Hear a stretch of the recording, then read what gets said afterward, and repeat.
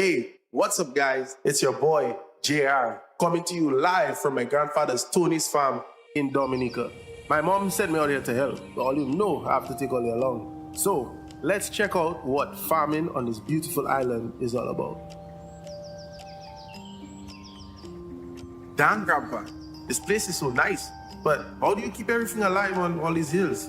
But Gerald, is not just about keeping things alive. It's about keeping them alive sustainably. Especially here in Dominica, where farming isn't easy.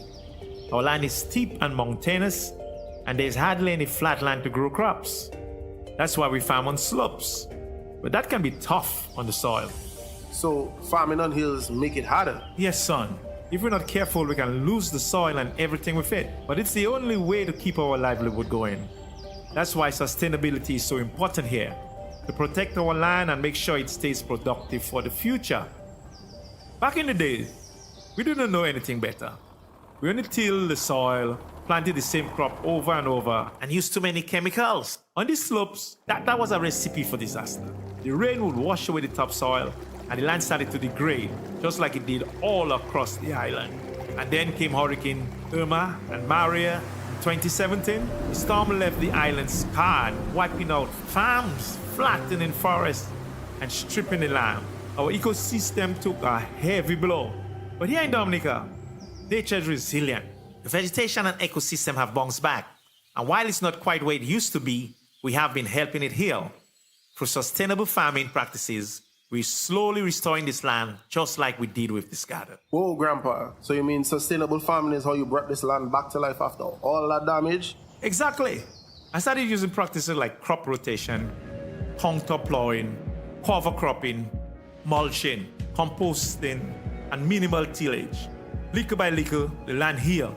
And this garden, well, this was once the most degraded part of our farm. You see, JR, this soil is alive, full of nutrients and life. And that's why I'm confident these tomatoes will grow strong and healthy. But it wasn't always like this. Back when the land was degraded, planting tomatoes here would have been a gamble. The soil was so depleted, the plants would struggle to grow, and even if they did, the yield would be poor, small, weak tomatoes prone to diseases. So, it's the soil that makes the difference? Exactly. The soil is the foundation of everything we grow.